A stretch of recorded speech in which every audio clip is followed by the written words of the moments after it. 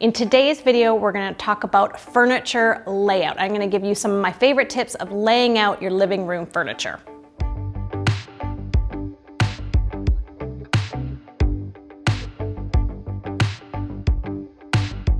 And don't forget to subscribe and hit the bell so you're notified every Thursday when I release a new video. So today I'm standing in a living room that was recently renovated and I decorated and was published in Style at Home magazine. And I want to show you some of the thought process I went through in designing this room and coming up with the layout.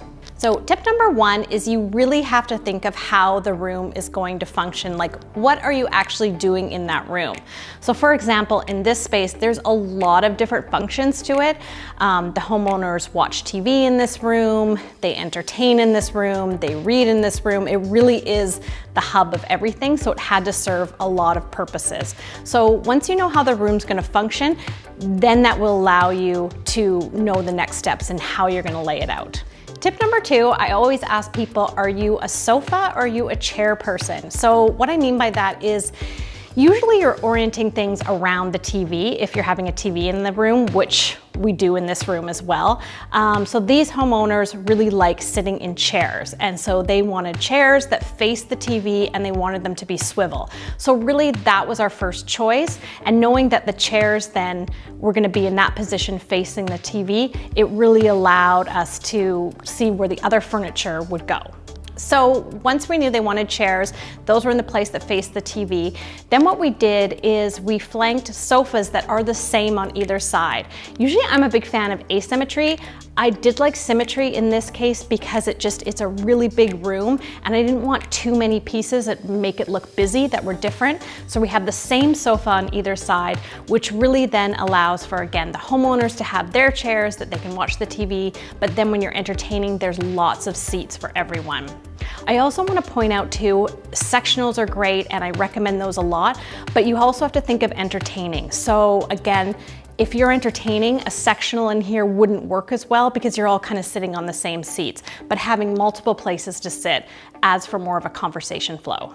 Okay, my next tip is about rugs because I see a lot of really itty bitty rugs and I just want to point out for your living room, choosing the rug is such a, usually a starting point in the material selection.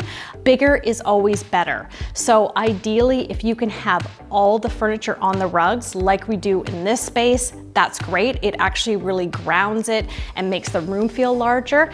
If that's not possible, that's fine, but try and have at least the front legs of the furniture on the rug. Next tip is to fill it in. So this is a really large open space.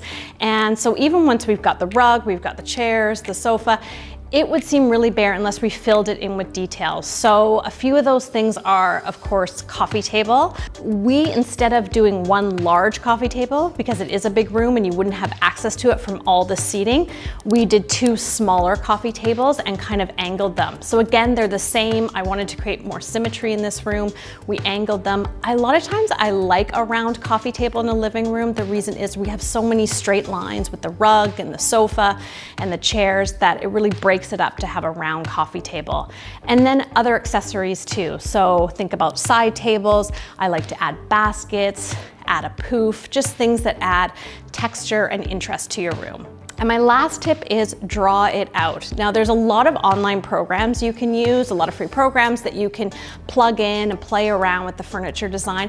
But even when I've done that, even myself, I always say tape it out. So if you can, tape out the rug, get the measurements of the sofa, tape it out, same with the chairs. There's one thing seeing it on paper, but actually physically seeing it in your space will really help you get a feel for the layout of the room. And before starting any design or decorating project, it's important to know what your personal design style is. So I've linked my free Finding Your Design Style quiz for you below. If you liked this video, make sure to like it, hit the subscribe button, and share with your family and friends. Thanks so much for watching, and I'll see you next time.